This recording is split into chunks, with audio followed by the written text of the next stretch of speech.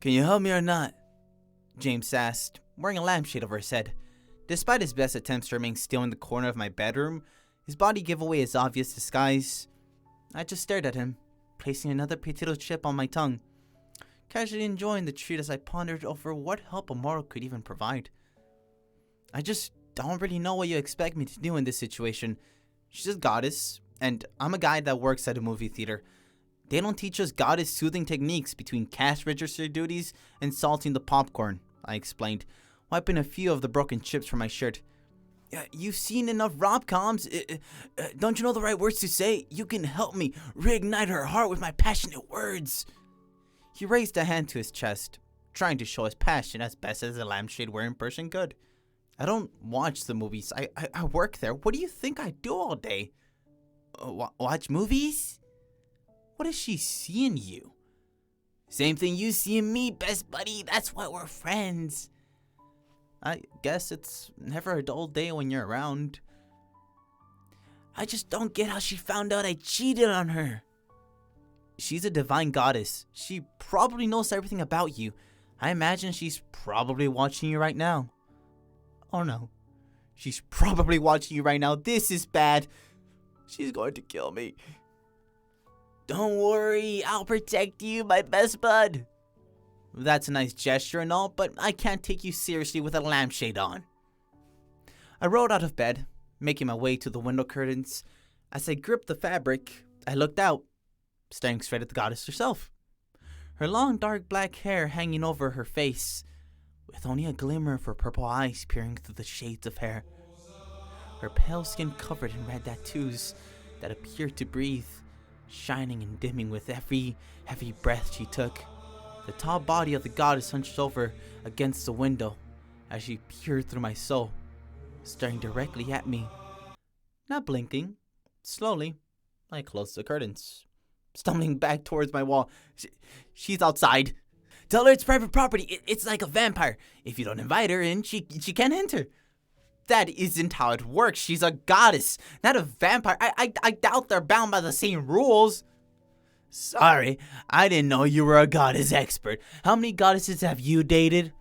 None. I also haven't cheated on none either, because I'm not a lampshade-wearing idiot. Wow. If you're gonna be like that, bro, I'm leaving. It's Gemini season. I don't need that hostility. I'll call you later when you've gotten over your Sagittarius mindset. James walked towards the bedroom door, bumping into the wall at first before taking off his lampshade and leaving. What does that even mean? Wait, you can't go outside. She's going to kill you. James, I'm sorry. I begged James not to go outside, peering through the bedroom doorway, watching him disappear down the hallway. I said a silent prayer for my friend, hoping that someone heard my prayers. Prayer received. A soft voice whispered into my ear, my heart nearly stopping as I felt someone breathing down my neck. I couldn't turn around, knowing who was waiting behind me, with the odd flashes of red from her skin reflecting on the wall. How would you like to face your death? I shall let you pick since you appear noble in heart. I warn you, any smart answers like old age will result in a painful demise. She tapped a long nail against my neck, threatening to drive it through. Wait, can we talk about this? Talk about this? It's healthy for people to talk about their problems, so why don't we sit down and discuss our issues with one another? You have issues with the divine? The nail tapped against my neck again, this time pushing a little deeper against my flesh. No, you're perfect, but I'm so imperfect that maybe sharing my imperfections would help you become even more beautiful and divine? Silence filled the room. As I expected to meet my demise, I closed my eyes, really hoping that I would come back as a ghost so I could shove James down a flight of stairs for getting me in this mess. Eventually, the nail moved away as she sat on the edge of my bed, her giant stature making the bed drop a little lower. Yeah, 5 minutes. I'll listen until then. I turned around, staring at her. Even seated, she was still taller than me. It was a miracle that she even fit into my room. Perhaps she slouched when she was indoors? I thought about what to say. wondering what words would even calm a goddess. Love's a complicated thing, and sometimes relationships don't work out. But I'm perfect. Why would he cheat on me with somebody else? James is a bit of a dick.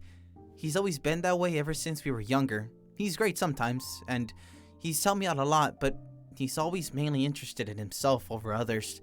You're perfect, the literal definition of perfection, and he threw that away. He's pretty dumb. The goddess was hard to read, staring at me through her dark hair of hers. I felt like I could have my soul ripped away at any moment, only for those fears to fall away when she pushed her hair aside, eyes watering. Why doesn't he love me?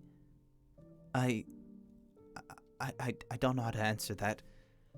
I took a seat beside her, holding her hand. Mortals are full of imperfections. We often do stupid things that must confuse even the gods themselves. The only thing I know is that you're an amazing person. All those history books that spoke about you helping famines and bringing fertile soil to barren landscapes, that is a testament to the type of person you are. I don't think you want to kill me or James. You're just hurting. You know about my history? I tried my best to be a good goddess. I just wanted to be loved. It's been hundreds of years, and I finally stepped out from the heavens, only to have my heart shattered. Watching a goddess cry was something I never thought I would ever see. The tales of a powerful goddess contrasted by the emotion I was seeing. It was nice to know that the gods were still people, even if they were better than us. I do. I've heard a lot of good things about you. You know, I kind of get where you're coming from. I had a messy breakup with my first girlfriend. She cheated on me with an ex-friend of mine on my birthday, of all days. It broke me for a long time. But one bad person doesn't rule your life. Cheating doesn't say nothing about you. It says a lot about the other person. At least that's what I tell myself. Unfortunately, it's hard to practice what you preach. That's beautiful. She wiped her tears before pulling me into a tight hug. You're a wonderful man. I would date you in an instant. Although, I think it's best if I avoid meddling in mortal affairs for a few years. Just so you know, I've looked into your life. You have a beautiful heart. Please never forget that. I could feel my lip wobble as I tried to pull away, not wanting to cry in front of a goddess. She only held me tighter, and we both spent a few minutes crying into each other before pulling away. I wiped my face before thinking about something she said. You looked into my life? I thought you were lying about your story at first. About the whole trying to kill you thing. Just so you know, it was an empty threat. I wasn't planning on killing you. I just wanted to hold you hostage so James would have to come back. Oh, it's okay. Actually, would you like to grab breakfast next week? You can pay me since you threatened me. It can be your apology. Breakfast with a mortal. Are you implying that you want us to be friends? Yeah, sorry, it was stupid of me. Oh, no, I would love to have a friend. I'll add my number to your phone. Just let me know when you want to get breakfast. She pointed a finger on my phone. Somehow, adding her number through that alone. My phone pinged with a message notification. Receiving a text. You can tell James I'm done with him. It's his loss. I'll pass on the message. Perfect. See you at breakfast. I'll bring a friend along. I'm sure you two would get along great. You're just her type. The goddess smiled before vanishing, leaving me alone. Please don't bring a friend. My poor heart can't take another goddess. I whispered, still not over the emotional roller coaster of meeting one goddess. After calming down, I set the lampshade back on my lamp before checking my phone. I had one message from James, joining him at a party, already forgetting about his goddess troubles.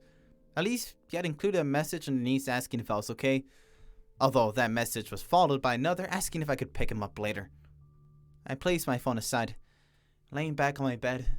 Maybe this would be a good thing. I needed a new friend.